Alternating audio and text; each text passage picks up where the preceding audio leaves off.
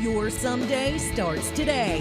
It's time to explore and test the newest science, methods, and trends for creating a life you love with your host, Tanya MFK. Welcome to My Designed Life. All right, welcome to My Design Life, where we bring you realistic ways to create your best life now and then test them to see what really works. I'm your host, Tanya MFK. Thank you for joining me today. You can catch us every other Monday live right here at 3 p.m. EST, as well as YouTube, Binge Networks TV, IGTV, My Design Life podcast, and all your favorite podcast platforms. I am sending a big shout out to our FM listeners at 99.1 FM, WDJY, and WTTA 101 in Kentucky and Ohio. Thank you so much for faithfully tuning in every other week with us. Now, today we are going Scrooge McDuck style and diving into money. So love it, hate it, money is part of everyday life, and it always has been. History shows that some version of an exchange of value has always been around.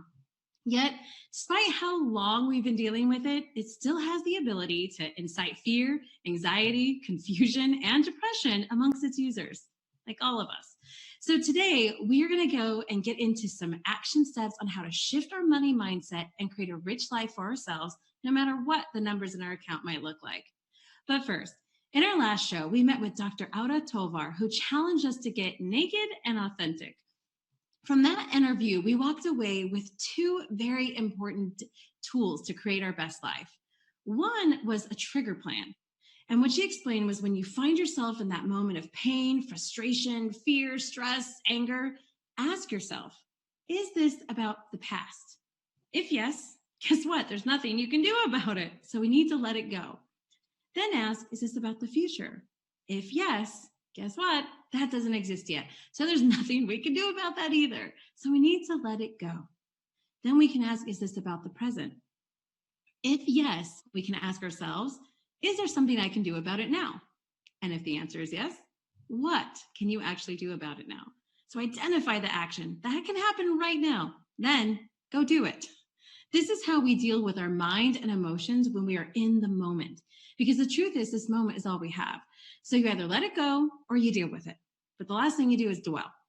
The other thing we learned was naked journaling, which is different from journaling naked, but there's no rule against that either. Each day we grabbed our journals and got real nude with ourselves. And our first step was to identify something that we're beating ourselves up over. And honestly, I was not thrilled with how easy it was for me to find out something I was beating myself up over every day. So if you're familiar with the thoughts like, I didn't do enough today, I didn't spend enough time with my kids, I had too much cake, whatever it was, find that thing and then sit with it a little bit. And then you take the next step and write, I accept you, Tanya, but use your name. And then write the thing or issue down and write, and I love you. Writing this sentence is so powerful that I dare you to try it. All right. Like it was so amazing working and doing that every day. And that was just step one. So then step two was reflection. You ask yourself, what got me here? What is keeping me here? And do I want to change it? Oh yeah, it's not all about love and rainbows. You have to check yourself too. And then step three was what Dr. Tovar says, when we really get naked and release. This is when you forgive yourself or someone else. You release an emotion, action, or behavior, or uncommit to something and take something off your to-do list, right? Essentially let it go. And lastly, step four is find a thriving action. So at the end of this practice and process that you've written down and kind of got with, you loved yourself with, you release some things, you choose an action you can do right now to switch the mindset and vibe. Whether it's taking 5 deep breaths, going for a walk, or just walking away from your desk, figuring out what you can do and doing it now. That is a game changer. So use this process. It was just amazing, awesome, and empowering. I love that there was an immediate realization and of like an action to do in such a short time, right? A lot of these things we can go, wow, I'm beating myself up again. This comes from childhood. It's going to be years of therapy. I don't know, maybe, but in this moment, there was something we could do about it right now. And that's what was so powerful about this practice that she shared. So if you missed it or just want a refresher, go watch our last episode, which is Why You Need to Live Naked with Dr. Auda Tovar. So now, without further ado, I would love to get into our today's guest. She was making great money, yet like 80%, let that sink in, 80% of Americans, she found herself living paycheck to paycheck. In 2013, she was working, paying her bills, but unable to find the money to get groceries before the next paycheck. It was then she decided that things had to change. She took a serious look at where her money was going and created a path to be in control.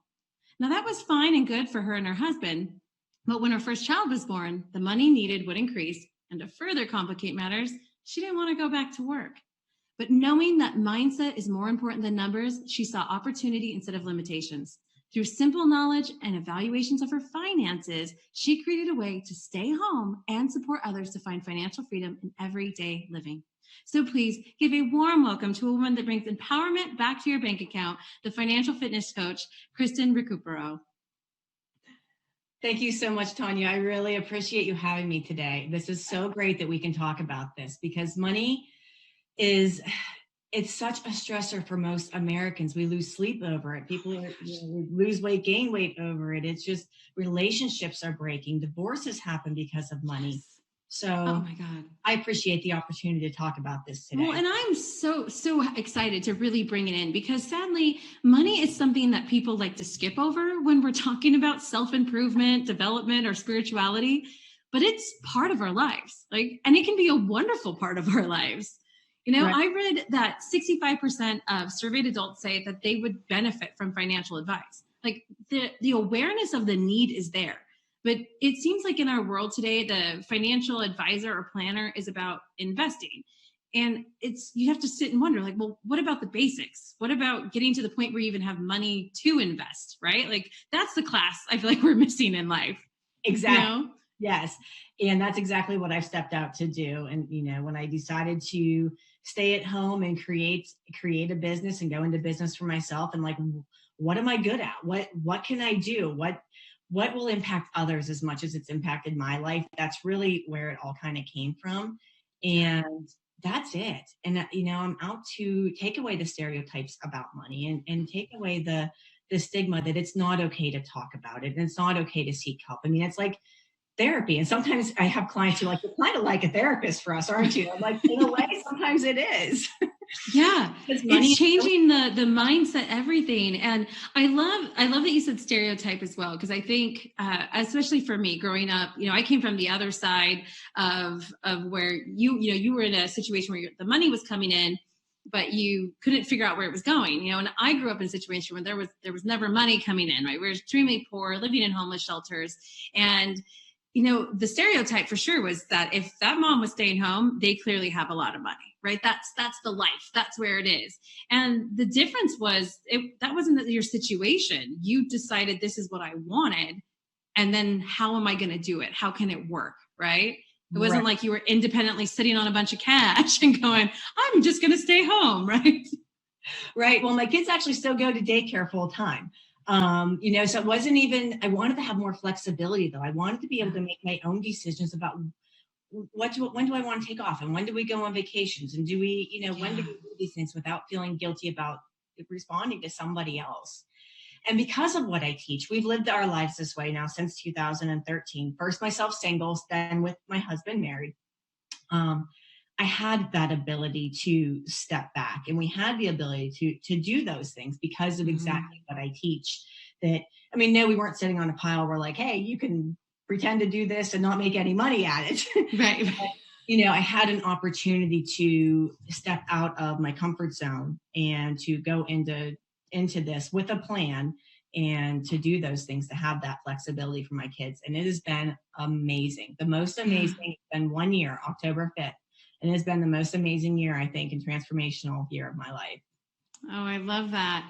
Well, so I would love to jump in kind of right off the bat and discuss maybe some of the limiting beliefs and myths that people have about money and their circumstances, because I want to combat the eye rolls and objections right out of the gate, because it's such a touchy subject, right? People are like they almost want to, I don't want to use the word justify, but they almost want to just confirm, no, it's hard. This is how it is. And then this is how it has to be.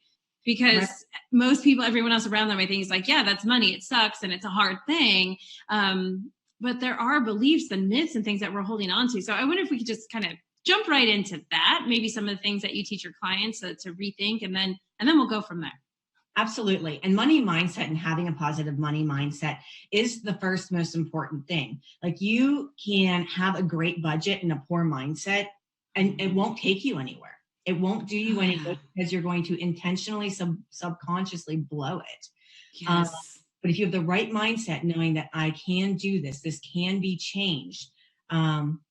You can learn how to budget and use that as a tool. And all this stuff is tools, Tanya. You know, money itself is just a tool. It gets us from point A to point B to get what we want. It's like, I always say, it's like a hammer. You can build something beautiful with it, or you can tear down, tear down a wall.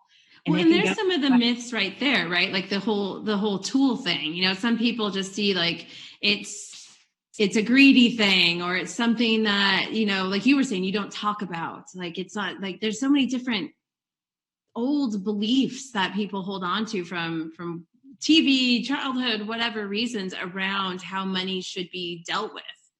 Right. So I think one of the very first ones is that, you know, if you have money, you're a greedy person, or if you have, you know, a lot of money. I mean, there's a bunch that go there. You came into it easy, or you were given things, or you have it. And it's not, it does have to be learned just the same. I wasn't, you know, just as you said in my intro, I was not good with money, you know, for most of my life, 3/4 of it, you know, 9/10 of it. So having it, I would like to point that out though. So having it isn't always the answer, right? Like, having it, people think, well, if I just had it, then I'd be fine.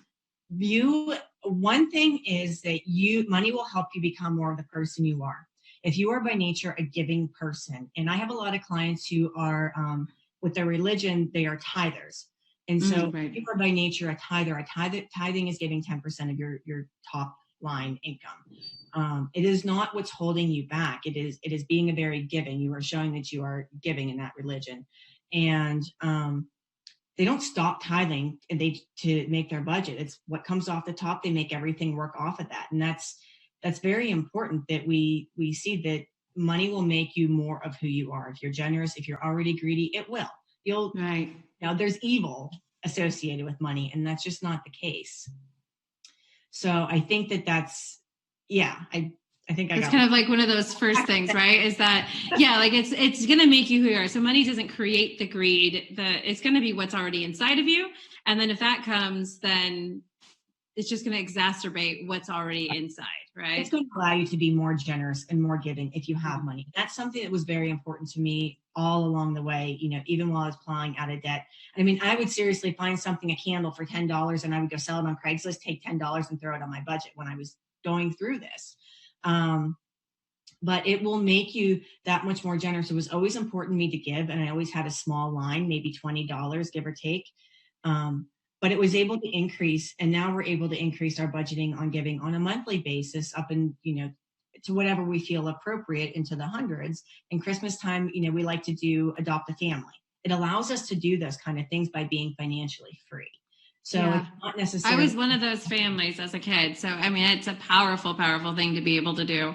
That is, if you were on the recipient end of it, that's amazing. Yeah, absolutely. Many times in our life, many times we had people drop off gifts at our doorstep and run away, and it would just be like a pink and blue wrapped gift. So you kind of knew there was like a girl and a boy. And so, cause I had a brother. So yeah, it's that giving is so amazing, and being able to foster that through where you've come. And I think, again, going back to kind of the myths and the mindset that people think, well, that's because, you know, you have everything and you're okay. But the truth is you really created that. You know, you really like set that up and said, this is the kind of life I want to have. So I definitely want to dive in more to some of these, a little more of these myths, because I think that it's a big part of the stumbling blocks for what people and the resistance that they have to money. And then from there, let's definitely go into some of the action that we have. So we have to take a break.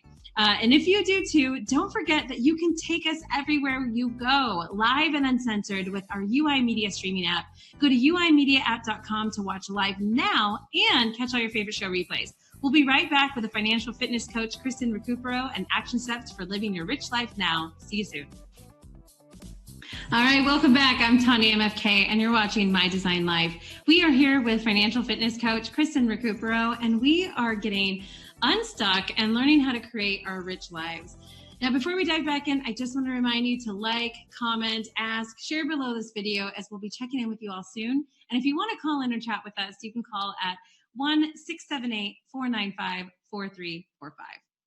So, Kristen, before the break, we dove in a little bit to some of the first myth, which was what money can create in you, like that there's this negative connotation that if you have it, and I'm going to go so far to say, like, if you have it or strive for it, right? Like the fact we're even talking about this is on the My Design Life, like how is that self-development or spiritual or any of those things, right? Like it's such a misconception that there's that money's a negative thing. And as you so eloquently said earlier, you know, it's a tool, and just like a hammer, it can tear apart or it can build something. And I think that's a big part of that mind shift that's so necessary, right? To start to see that, yes, it's okay to go after it. It's okay to pursue it, but it's really about what's in you that creates the rest of it, right? Absolutely. Absolutely. It's going to bring that out for you. Yeah. So I think that is absolutely to understand that and to believe that. You have to believe all of this before you can actually go after it. But the things that it will allow you to do. And if you really struggle with that, I would suggest that you actually that you think about what do you want to do that money will allow you to do beforehand. Mm-hmm. I believe that most of us are good people. Most of us, if we're giving it, we will find the good things to do, and it will allow us to do what do you wish you could do in your life that you can't do now because you're held back by debt, by stress, by you're tied to a job you may not like, you don't want to go, or you wish you had more freedom. Yeah, that'll help shift like that association that there's a positive thing that you can do with that. And so what about the people who are kind of going, well, that's all good and fine for someone who has it, doesn't know how to spend, or maybe I feel positive about it, but I still don't have it, right? Like, I think I mean, and you're dealing with a lot of people who are in debt already, right? That's usually by the time they're coming to you, like, everything's honky-dory, but we'd like it to be better. I think most people are probably coming to you because they're like, what do we do? So what happens in that situation where the numbers are in negative?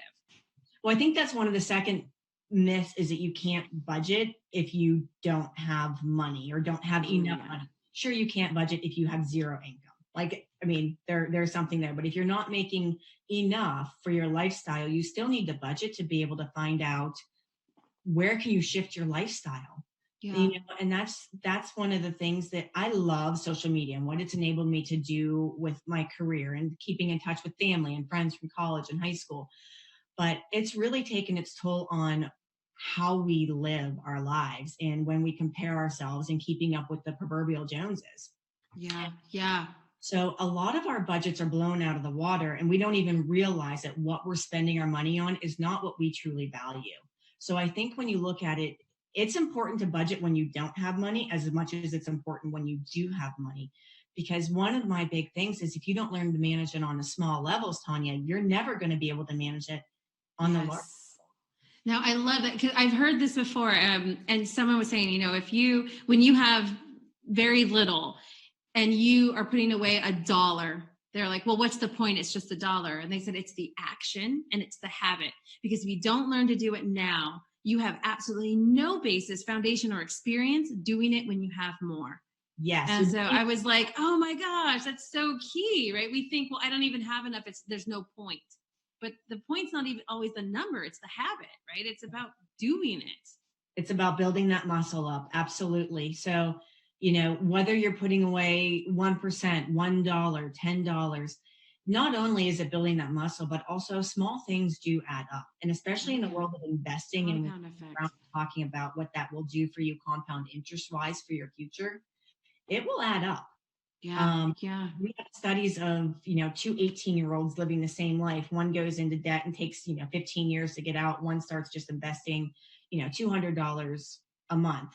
And from the very get-go, that $200 a month will stretch out to, I don't remember the exact numbers right now, but it'll stretch out to $1 million by the time they retire at 65 over the course of the years. And I remember reading someone who starts a lot later, they still get the money, but it's like 600,000 or 300,000 the later you start. So the less amount, but sooner actually makes a huge difference. And one thing I want to mention too is you kind of joke like, if you have zero amount, it may be hard to budget. And I think, the idea of budget always being that it's necessarily the money that you have. But I would think if you literally have nothing coming in, like you're in between jobs or you're just, it's a really rough time, there's always still obligations and things. So like even your budget, knowing what you need is huge power, right? Like you may go, I literally have nothing right now. But if you don't know the numbers of what you need, then you also don't necessarily know what to go after. What job would actually satisfy those needs? What's going to bring you to break even? What's going to bring you to be just okay? What will get you by? Like that knowledge is powerful as well. So I just want to throw that out there. I was like, even if you see that you have nothing, like, yeah, knowing where you're at, like that awareness is still so important. Absolutely. 100%. And just knowing your numbers is, a big thing that sometimes we struggle with people. One of the first questions I'll ask is just, what does it take to run your household on a monthly basis? Bare bones. Mm-hmm. Most people don't know. I mean, ask yourselves today, if you're watching, like, do you know that if you lost your job tomorrow, what do you need to run your household? Bare bones, get the bare bones groceries. What can you feed your family on? Lights, electricity, mortgage. What's the base to run? I mean, we learn that like with our bodies, like for calories, like what's the base that you need to just survive and live every day? And like even your body has a budget, guys. Your body has a certain amount that's like, I need this or we're going to start dying. So like if this other part's really easy to figure out. Like the bills come in every month, unfortunately. And so you're reminded like, this is what it is, right? So calculating and bringing that all together to one solid number to go worst case scenario, like getting the nails done or whatever else extras might be there. Maybe it's not as frivolous as that, perhaps it is, the air conditioning, right? I'm from California. So it's air conditioning is like a big thing, but let's be honest, if the budget gets tight, you're going to deal with a fan or keeping the window open. So what's that bare bones, like keeping the electricity on, so the fridge can keep running and those kind of things. That's such an important number to know. And you said most people don't, right? No, most people do not have a clue what it'll take for their house to get through their household. Yeah. Their bill. Yeah. And then when you know what that is, you know what that number is, then you can see like where all the rest of the money's going, right? Absolutely. So one of the exercises I'll do with clients in the very beginning, everything depends on like where we start from, where they came from. But a lot of times we'll take their last month's statement and we'll have them go through the last 1 to 3 months and even categorize what has gone into household expenses, what's gone into like fun spending. I'll say frivolous, but fun spending, what's going into savings, and find your percentages and where are you in your households? Because there are some guidelines that I use when we're looking at, okay, well, how can we shift that then? And how can we change that? And what can you do differently? And sometimes just having that knowledge is so much power. Yeah, just knowing where it goes. Well, and that's really how you got into this, right? Like you had money coming in. You had, I think you said great money, but it was good money. Like you had decent money coming in, but you were living paycheck to paycheck. Yeah. And when I looked it up, Kristen, 80% of Americans, that's 80%. I couldn't believe that number. I was like, you got to be kidding me. 80% of Americans are also doing the same thing. So yeah, please tell me, like, how did you go? How did you find yourself there, realize it, and make a difference?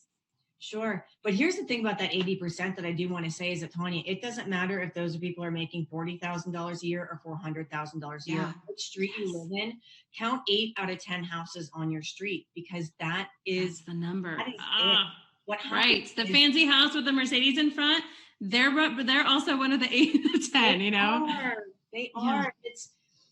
It goes back to, again, like we're trying to keep up with the Joneses, but at the same point, our life, Parkinson's law is we will shift to accommodate whatever space that we're given, whatever time we're given, we'll fill it. Whatever money we're giving, we'll spend it. So when you get a raise, what happens is like we just increase our lifestyle. Like, oh, hey, shiny, I want to go get a new car. And that's what I did. That's what broke the straw that broke the camel's back for me. Was, I was making decent money. It was in like the mid 40,000. So, I mean, single, no responsibilities, should be okay. Comfortable, right? Yeah, it's comfortable when you're just you. Had so much debt on the side. And I had just paid off a personal loan that I had used to consolidate credit cards. What happened was I went and racked back up those credit cards that were sitting way over here now. But I paid off that loan and I thought, oh, well, I just opened up $500. I can go get a new car. this is the way that our brains work. Right. I don't think I was out of the ordinary. I think that that's very normal. If you've ever done that and thought, oh, I just paid this off, I can go do X now because I'll always have debt. And that's, one of those myths, I think, that I'll always have debt. That's a huge one, actually. I'm glad you said that, because that is such a common thing. Like that, most people have it. So we assume that that's the way it is. And that's how it should be, right? That's, the dangerous one. That's how it should be. Right. And because everyone else is doing it, it's okay. And one of the most powerful things that you can actually do is not carry debt. And this was a hard thing just recently for my family, for my husband and I, being in a much different place than where I grew up and comfortable in our living. We living in Czech Republic, the expenses are much lower compared to Los Angeles, California. And so there's a lot more that we could spend. There's a lot more that we could do. And they have amazing houses out here that were 4,000 square foot home for very, very cheap, like prices, like, we're talking like $1,000 kind of stuff, like a month to run a giant house with jacuzzi and all this stuff. It had a sauna inside. And we were looking at it, we're like, this could be really nice. We have the budget for that. It's really, why not? It's just way cheaper than it would be anywhere else. And we had to stop and think, well, what do we actually want? It's not that we couldn't afford it, but what do we actually want? Because there are other things that we could use that money for. And we had to cross that bridge for our house and also for the car. And again, it was the same thing. I have this, like, my special white BMW that I'm going to get one day. And we were at a place where monthly, absolutely, it'd be fine. But we were like, do we want to carry that debt? Right? That was a huge question. It was like, yes, we can afford it. And that's where most Americans stop. I can afford it. Yeah. And I was so grateful that we were just slow about it. It took us months, grueling, annoying months. But guys, we really sat on it and struggled, but I want that car, but it's really pretty. We can afford it, what all these things and the what ifs. And finally, when we started to go, what is it that we really want, and remind ourselves. So I made a list called, I can't believe I'm telling everyone this, but I made a list called Better Than a BMW. And so everything that I wanted, other things that we've been talking about that we wanted to do, I started listing it, and I just kept it on my desk. So throughout the day or weeks, I would think of something, I'm like, ooh, that would also be nice to buy. That would also be nice to do. And so now I have this big list called Better Than BMW. And instead of paying that monthly amount for that, we use the money and always look at one of those things on the list. Like, what can we buy this time? What can we get this time? Or experiences. A lot of them are travel for us. And I'm going to be knocking those off my list. So I don't have my BMW, guys, but I'm going to Venice for my birthday. So, what, I'm okay with that. Those are the things that people don't see behind the scenes when they say, oh, they're traveling everywhere. And you don't know. They might be eyeballs and over here struggling because they're putting on the credit cards. Or they might be driving beat up 10-year-old cars, not that you're this, but they might be making a sacrifice somewhere else in their life so that they can choose that this is what I value. And that's what I try to walk clients through is, what do you value and how can you get that? But yet you may have to sacrifice somewhere else, or if it's not somewhere else. And is it a sacrifice if you're really getting the thing that you want, right? That's the thing. For some of us, it can be, and some of us, it's exactly what we want. So, well, I'm glad we got into that. That's so exciting, because this is such an important part that I don't think a lot of people see. So we're going to take a break. And in the meantime, everybody, stay with us, but prepare to build a better brain by setting a reminder to tune in tomorrow at 5 p.m. EST as host Dr. Charles Krieger interviews Dr. Ellie Campbell discussing all things gray matter. We'll see you right after the break. All right, guys, welcome back to My Design Life. I'm your host, Tanya MFK. And how about that last commercial? Could that not have been more perfect? That's what happens, people. I make six figures and I'm living paycheck to paycheck. This is the reality for people. So if you think more money is the answer, guys, it's not the case. It is really about us learning what we do with it, right? And that is why we're here with financial fitness coach, Kristen Ricupero, and we're learning how to live our rich life now.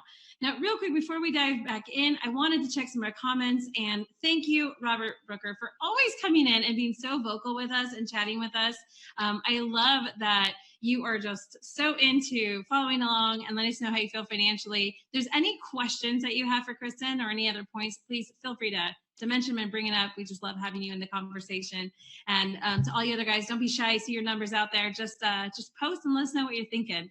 So, Kristen, we kind of started talking about the idea of what you value and finding your rich life, really. Like, what is it to you?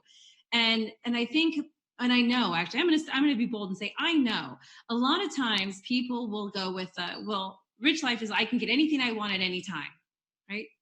But even that, if you don't know what that is, then you're still going to fall to the same thing. You're still going to go to shiny object syndrome, and you're never really going to get the thing. And when I say thing, it doesn't have to be a material thing, but do the thing, have the thing, whatever that you want, because you never sat down to identify, like what you said, your values, right? Mm-hmm. You know, that's why we have $600,000 and I'm in debt, people, because they had enough money. Like for most of us, that's a bracket that's enough money. So it's not really about the numbers. It's about what we're doing with it, right? Exactly. Yep. So one of the things, I mean, really to be able to do a lot of this is about being satisfied and content with what you have. And just, you know, gratitude is a huge part of this journey. If you're in debt looking to get out and you're wondering, how do I ever, you know, I don't make enough to even cover my expenses. That's a big part. And it takes a lot walking through that, but you have to start with the gratitude. And the contentment of what you do have and what you can have right now and where that will get you. And I've seen gratitude take people a long way into doing things that mathematically shouldn't happen. Because with that, they're willing to go out and they're not too proud to say, well, you know what, I'll go deliver pizzas and make money, or I'll go. Oh God. Yes, pride is a rough one, right? But when we can be grateful. Yeah, I gotta say, when I went on this journey, just the entrepreneurial journey and the taking the chance, I had such a scarcity mindset. I just shared this earlier in one of my Facebook Lives. I had such a scarcity mindset from where I grew up, and my monetary situation has significantly changed. You know, I've had consistent jobs. I've been resilient. I have a business that's doing quite well, and even in that, I had this mindset that was like just always worried about what if. And my husband always had this like, it's going to be fine, right? Like just almost flippant, you know, and I get so annoyed. Like you just don't even think about the numbers. That's why it's so easy for you to say, it's fine. And finally, when I was kind of getting a little heated with his it's fine situation, he was like, so what? If it happens then, and we were living in California at the time, he's like, if it goes wrong and it falls apart, go get a job at Target, you know? And I was like, oh, I'm sorry guys, this is no to anyone. But I was like, I haven't worked in retail or something like that in so long. And I had this like, this attitude and pride really. And then when I started thinking about it, heard him out, I was like, you know what that means is that we're going to be fine. And does that mean that's what I always have to do? No. But if that's what it takes to get us along, to put food on our plate and then make my next move, we're going to be okay. And that was such a powerful thing to realize, that it wasn't about Target. It wasn't about retail. It wasn't about any of those things. It was that it really didn't matter what it was. We're going to be okay. And things may need to change, but it was that mindset. I'm telling you, Kristen, when I started switching from the scarcity mindset to this abundance mindset, as it's called, and I started even investing in myself, paying for things, not trying to find the free graphic designer or whatever, like that was a game changer. And I remember being terrified spending, I invested $5,000, which was almost our whole family saving at the time. We were going through a really rough patch. And I was like, if this doesn't pan out, oh my God. And that was that scarcity mindset. And when I switched, I made 3 times that back just within a couple months. And then every time after that I took a leap to make an investment and go for it with something I needed, I kid you not, tenfold every time. So that's my little preach right there. I'm sorry, like that. I'm like, that mindset though is so powerful. And that's exactly it. And it really does go all back to that, when somebody comes to me, the first thing through conversations, like if I start hearing, I can't, I'll never, Mm, those things, I know that we have a lot of work to do before we even really get to like numbers, because a number right. matter, because you will project what you do. If I can't possibly stick to that budget, you won't, you'll blow it. If I Yeah. can't spend, I can't possibly just do groceries on $100 a week. Let's just use an example. Right. That's Right. for some families, especially if you have, teenage children or children who are eating a lot more. Right. Um, Right. you won't if you do that. But when you say, you know what, I can, there's a way, I'll find it, we'll figure it out, you will. Like I sound like my kid now. He goes, you won't, you will.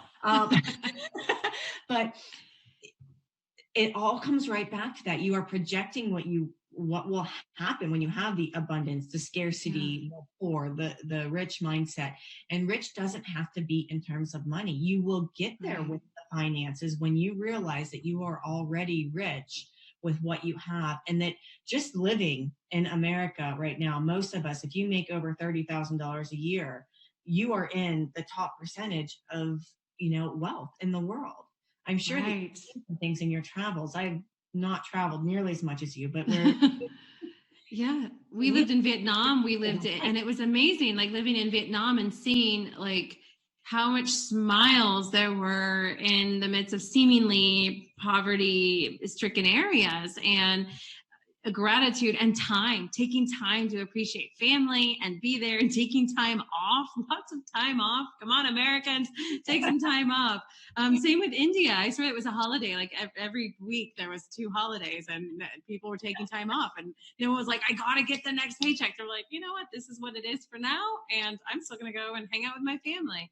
And so yeah, it's such a, gratitude is a big one. And what you were saying about the, you know, what you project and what you put out there is what you're going to do. And I think self-sabotage for a lot of people is hard to understand, because our first level of brain is like, well, of course I'm not going to do something to go against myself. This is obviously what I want, right?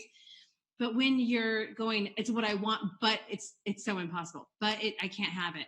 What I start to hear is that you're committed to that outcome. yeah. You're committed to the outcome of it not happening. And there's this thing I read that humans are more inclined and more satisfied to be right than for things to be good. Which is like, and they did like a science a study on this, and it's this skewed thing in our brain where it's like you go, oh, this flight's going to be terrible, I'm going to get the screaming kid, it's going to be late, it's going to be this, and then they like want to fulfill that so they can go, see, I told you. Because they're almost upset if like the flight goes well and someone's like, how'd the flight go? You're like, I guess it was okay. Like you're almost like sad that it had to happen. Like, oh my gosh, this is what we do. It's like a human thing. So when you're like, I'm sure when you hear that mindset, that's what you were saying. I got to nip it right in the bud, because it doesn't matter the numbers. They're so committed to that outcome now so they can be right. See, It was hard, Kristen. It doesn't work. No, that's exactly it. And I've heard that. I've seen that. Like, this won't work for me. That's fine. It'll work for everybody else, but not for me. And then we try it. Exception. Like I said, if that stuff's not fixed, then nope, didn't work. See, I told you. Nope, not right. And then, Eeyore. It's like the diets. I've done them all before. None of them work. None of it happens. It's not the thing. Well, because you're committed to it failing. You're keeping the chocolate in the house. Yes. And one of the things that food in your budget, if you can grasp the concept of, dieting and macros or counting calories or any of that kind of stuff, I relate food and money very much the same, because they are the same. Like, you only have so many calories if you want to stay the same weight that you can use in a day. You can eat the Oreos if you want to eat the Oreos, but then you probably need to have an apple too. You can't have and tacos and cake and this. So in money, it's the same thing. And Paula Pant says it best, and she says you can have anything you want, but not everything you want. I think I always say that you can do anything, but not everything, right? It's very similar. At the same time. And that's it. You can have anything you want. You can go on vacation, you can save money, and you can pay off your debt, but maybe not at the same time. To be the most effective with your money, we need to do one thing at a time and focus on that plan. And so it's the same thing. Like, you can but you have to make choices. If I'm going to spend over here, I have a finite amount of money to work with. here's what I can't do right now. I'll make that a goal in the future and set up a plan. How do I get there? Yeah, and I think you have an example that you had given in one of your talks or something, that it's like a diet. You don't go from 3,000 calories and cake and Twinkies to like a 1,200 calorie restricted water and avocado diet. Like, you're setting yourself up to fail, right? Like, that's not how it works. And so I think as we've kind of identified the mindset, the blocks, the things that are holding people back mentally from that. So once they go, okay, Kristen, I believe you. I'm gonna switch my mindset. I get it. What are the next steps that you start really the tangible action steps that people need to start working towards to start making a difference in their budget? So a couple things. Like, one is we really have to start to know those numbers, like we had talked about. So one of the first things that I'll do that I kind of already mentioned is possibly take your last, like, one thing you can do, let's say, is take your last 3 months of your statements and go ahead and categorize them. Find out where your money has traditionally been going, because you'll probably be surprised you will be surprised on where it goes. We think, I don't spend that much on going out. I don't go out to eat that much. But when you track it, when you look back to see where it went, you probably blew that category out of the water, because food is like a black hole when it comes to spending. And you guys, men lie, women lie, numbers don't lie. Like, you gotta listen to the numbers. I don't care what you think. What do the numbers say? So knowing where those were is part of the problem, but then you have to decide like what you're going to do to go forward. So the next thing that I really do is we start to put together a budget and just the true numbers so we know what we've been doing, but then we look at what the income is and we look at what the outgo is. But when I do a budget, I'm not just looking at, traditionally people will make a list of their bills. So I have a mortgage, rent, utilities, groceries will still usually be in there. But then I have this much money left over is what they say. When you leave money left over, it's not left over. It gets up and walks away. Right. I mean, and I think that was one of the big mistakes. It evaporates. Yeah, I know I did this because I'd look like mathematically things should have worked out. Here was my bills, here was my income. This was bigger than this. And yet there was still nothing left. So we have to strategically put that money away and give it homes. But what we forget about things that we do are things like haircuts and kids' activities and their fundraisers and, all of the things that we call life. I call them gotchas. But people are like, I totally, this popped up. Almost nothing actually pops up. Nothing actually pops up. It's there. I was helping my cousin years ago with looking at budgeting when I was like the young go-getter trying to like help everyone. And we had to address a beer budget for him because I wasn't trying to change him. That was his life. But I was like, do you see the total here? We need to add this as an item here on your and that's the thing, like people don't think about those things. They just go, well, that's just what it is. So okay, well, I love this. Let's get into some more action steps right after the break. We have our last break here. And you guys, as a first step to changing your money mindset, check out the United Intentions Foundation Seeds of Intention and Sprouts of Intention Daily Planner Duo to organize your thoughts and intentions. You can check these out by going to by clicking Shop Now on the uimedianetwork.org website. So go check these out and come right back. All right, we are back. I'm your host, Tanya MFK, and this is My Design Life Show. We are wrapping up here with financial fitness host Kristen Ricupero as we are learning ways to create our rich life now. So Kristen, before the break, we started to discuss some action steps, and we started with obviously mindset. That was the big chunk of what we went over, which I think was fitting because that's one of the biggest blocks, right? And so after they said, yes, Kristen, I believe you, I'm going to stop being stubborn, then you moved to say the first step was the second step, let's say, was to know their numbers, to figure out what that base function is and to really understand. And then above that, to understand the hidden costs, which aren't so hidden. They're the things that they tend to do every day, or every month. But you said whether it's haircuts, a large beer budget, perhaps it's nails done, or maybe you have some other examples of what things that kind of quote unquote sneak up. Birthdays, I'm sure, is another one, right? Like the person's birthday didn't change. It was always going to be that month. So it didn't creep up. You just didn't think about it when you were making that budget, right? Exactly. And that's what most of it is. Or the memberships and subscriptions. Something else that you can do is go through and just make a list of your monthly and or annual subscriptions. So in the budget form that I use, I have both. Because the monthly, what typically happens is that we attach it to a card and it just automatically gets deducted. So we just kind of forget what. And a bill's not coming, so we don't think about it. Right. And you probably use it, but chances are you also don't. Like we might have signed up for a free trial and forgotten to cancel it. Oh, yeah. That happens. I mean, I've done that. Everybody's done that. We've all done this stuff. It's a personal behavior that does so much for the money. But make a list of those subscriptions that you have and decide if they're really, are you using it, are you using it to its full value? Is there a way that you can get that same subscription at a smaller cost, a lesser cost? Maybe you just don't use it at all. You signed up for, I don't even know, Sirius XM, but you listen to podcasts, not music. So why are you paying for this? For like the one time a month you use it? Probably not worth it. So that's really, getting into your budget and setting those things is a huge action step, is just to realize where your money's going.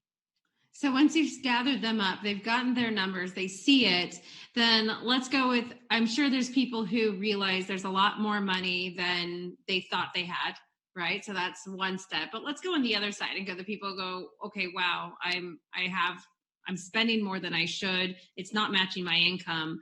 What does someone do in that situation? You really have to evaluate your wants and your needs, and true wants and needs. And you have to. I'm teaching my toddler that all the time. I need this, Mom. No, you want that. Yes, there's a fine definition. Catching yourself even, as part of this journey, if you're really working on your finances, is watch yourself when you're talking about things like, I need to go to the grocery store. I want to go. I mean, maybe you do, but there's when really you could go pantry shop, freezer shop. Right. Something. I've had polenta in my pantry for way too long. Okay. I need to do something with it. I don't need to go to the store. Yes, exactly. You need to use that up before it expires. Right. Oh gosh. Okay. So is there anything else, any other kind of final tips or action steps that someone would expect? And here's one thing, guys, as you're hearing us say this, I'm sure some of you are like, I don't want to go through my statements. I don't want to deal with stuff. That's why someone like Kristen exists. So you can do that with her. She can help you do that and do, I'm sure, a lot of it for you. She'll tell you about that in a little bit. But as you're walking down there, are there any other major action steps that you would suggest somebody does as they're going through that path? Absolutely. If you don't, let's even just say you don't want to go to all that, and it's like way too much hassle for you right now. Start spending in cash. Right. Cash literally activates the pain centers in your brain. Like they've done studies at Carnegie Mellon and one of the other big schools. I'm drawing a blank, but it hurts. It literally hurts to turn over that $20 bill and get nothing back.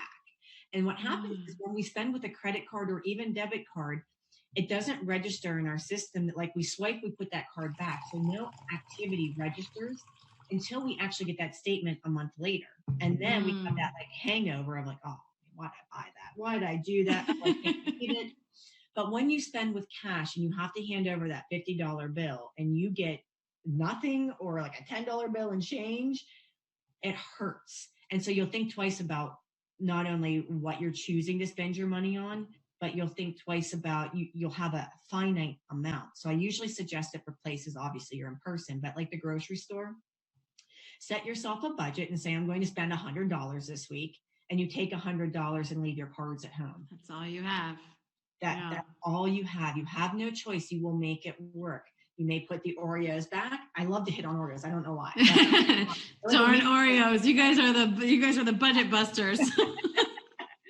You might have to put something back, but you can get the basics that you need. You'll get your milk, eggs, your fruits, your vegetables, you'll get your basics to make all of your meals. You just might have to fluff. Well, and this really goes along with something I talk about a lot with people, which is about setting up your environment to win. That's the thing, right? Like you go, well, I'm still spending the money, but it's a simple thing about if you've created an environment that physically doesn't allow you to spend over your budget. Like it's something as simple as that, just, yes, you don't have to cut up your card, but you left your card at home and you've given yourself a budget that you don't get to reason yourself out of. Right. That's the other thing, because we can make it the reason is, oh, it's just another $2. But that becomes a habit. It's a habit, not always the numbers. Right. That's what I'm hearing through this. Like it's so the habit and not just the numbers. Well, it is much more about that habit. Yes.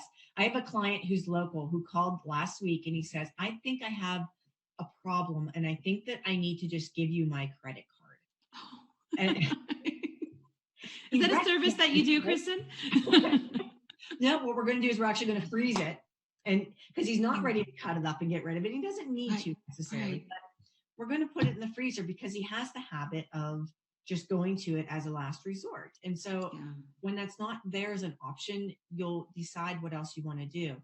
One other thing that you can do real quick, I know we're running out of time, but if you have a problem with spending online, detach those cards so that you can't buy now. Check, right. You have to take more effort. Yeah, you have to get up, go out to your purse, go out to your wallet, pull out the card, type in the number.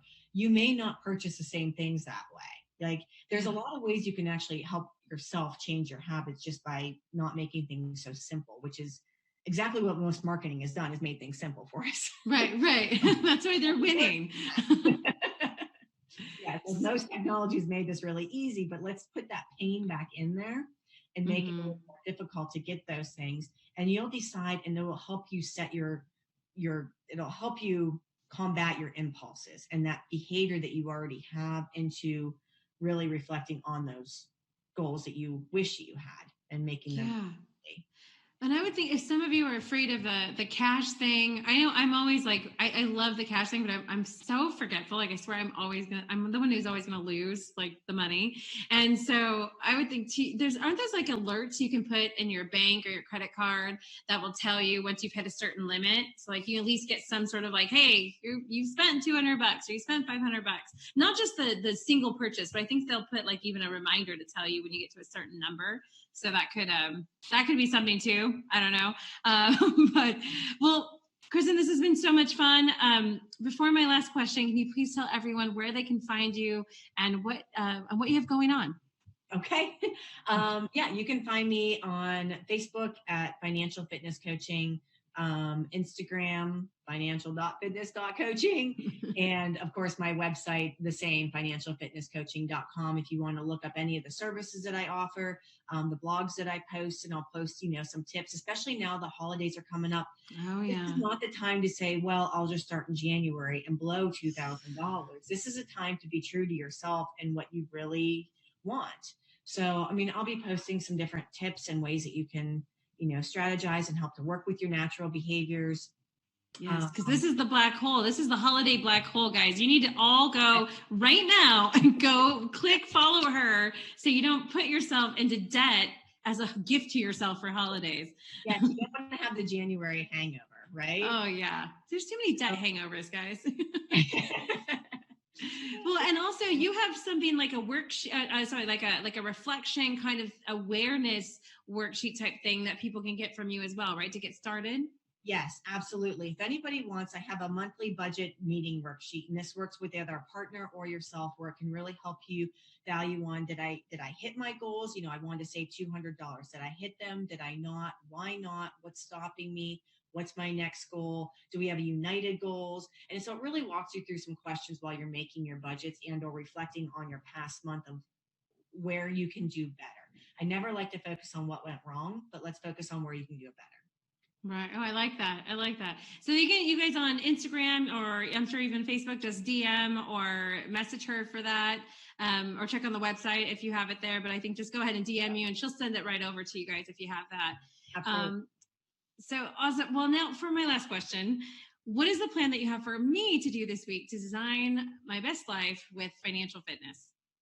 All right. So I think for you, Tanya, because of some things that we talked about in the way you run your life, that the best exercise I want you to do is I want you to track everything that you spend in this next week. Like you buy a pack of gum, I want you to track a pack of gum.